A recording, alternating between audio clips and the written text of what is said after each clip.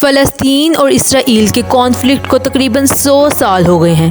اس conflict کی history پر مختصر سی نظر ڈالتے ہیں۔ دوستو، پہلی جنگ عظیم سے پہلے فلسطین کے علاقے پر سلطنت عثمانیہ کا کنٹرول تھا۔ اس وقت یہاں پر مسلمان اکثریت میں تھے اور کرسچنز اور جیوز مائنورٹی میں۔ پہلی جنگ عظیم کے بعد سلطنت عثمانیہ کولیپس کر گئی اور اس خطے کا کنٹرول فرانس اور برطانیہ کے پاس چلا گیا اور انہوں نے آپس میں اس خطے کو تقسیم کر لیا۔ اس علاقے کا کنٹرول جب برطانیہ کے پاس آیا تو یورپ سے یہودی بڑی تعداد میں یہاں آنے لگے اور تب مقامی عرب آبادی اور یہودیوں کے درمیان ٹینشنز اس وقت شروع ہوئیں جب برطانیہ نے فلسطین میں یہودیوں کے لیے ان کا علاقہ مخصوص کیا۔ اسی دوران یورپ میں یہودی زائنسٹ موومنٹ صہیونی تحریک بھی زور پکڑ رہی تھی۔ زائنسٹ موومنٹ کا آئیڈیا یہ ہے کہ یہودیوں کی ایک اپنی الگ ریاست ہونی چاہیے، یعنی یہودیت ایک مذہب بھی نہیں بلکہ ایک قوم ہے جس کی اپنی اسٹیٹ ہونی چاہیے۔ عام الفاظ میں یہ کانفلکٹ دو گروپس کے درمیان ہے جو ایک لینڈ یعنی کہ فلسطین کو اپنا کلیم کر رہے ہیں۔ جیوز کا یہ کہنا ہے کہ ان کا یہ آبائی علاقہ ہے جبکہ مقامی عرب بھی اس علاقے کو اپنا کلیم کرتے ہیں اور یہودیوں کے اس دعوے کو مسترد کرتے ہیں۔ 1920 سے 1940 کے درمیان فلسطین میں یہودیوں کی آبادی بڑھنے لگی۔ یورپ سے کئی یہودی اپنی جان بچا کر اس علاقے کی طرف آتے رہے۔ خاص طور پر دوسری عالمی جنگ کے دوران یہودی جان بچا کر بڑی تعداد میں فلسطین پہنچے جسے اس وقت بھی برطانیہ کنٹرول کر رہا تھا۔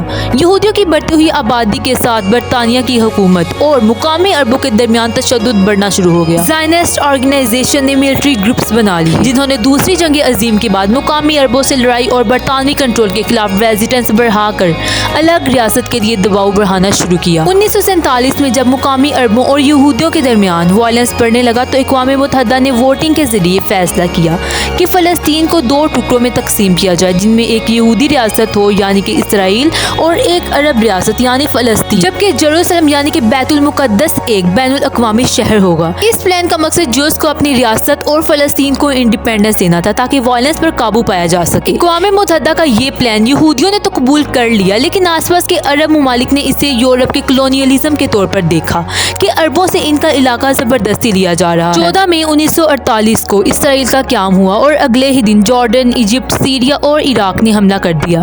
یہ پہلی عرب اسرائیل جنگ تھی۔ اس جنگ کو النکبہ کہا جاتا ہے۔ اس جنگ کے باعث 7.5 لاکھ فلسطینیوں کو جان بچانے کے لیے ہمسایہ ممالک میں فرار ہونا پڑا۔ یہ جنگ اسرائیل نے جیتی اور ہمسایہ ممالک کو ہرا کر ان کے کنٹرول میں وہ علاقہ بھی آ گیا جو UN کے بتائے گئے علاقے سے زیادہ تھا۔ اسرائیل کو اب تقریباً تمام فلسطین پر کنٹرول حاصل ہو گیا سوائے غزہ اور ویسٹ بینک۔ غزہ ایجپٹ کے کنٹرول میں تھا اور ویسٹ بینک جارڈن کے کنٹرول میں۔ اس دوران عرب ممالک سے کئی یہودی اسرائیل آ گئے۔ 1967 میں اسرائیل اور عرب ممالک میں ایک اور جنگ کا آغاز ہوا جس کے نتیجے میں اسرائیل کے پاس سیریا سے گولان ہائٹس، جارڈن سے ویسٹ بینک اور ایجپٹ سے غزہ اور سینائی کا کنٹرول آ گیا۔ فلسطین کی ٹیریٹری پر اسرائیل کو جب کنٹرول ملا تو وہ ساتھ ہی وہاں بسنے والے فلسطینیوں پر بھی حکومت کرنے لگا جس سے وہ کئی صدیوں سے لڑ رہا تھا۔ 1973 میں ایجپٹ اور سیریا نے اسرائیل پر اپنے علاقے چرانے کے لیے حملہ کیا جسے یوم کپور جنگ بھی کہا جاتا ہے۔ 6 سال بعد اسرائیل اور ایجپٹ نے امن کا معاہدہ کر لیا اور سینائی ایجپٹ کو واپس لوٹا دیا۔ جارڈن نے بھی کچھ عرصے بعد اسرائیل کو تسلیم کر لیا۔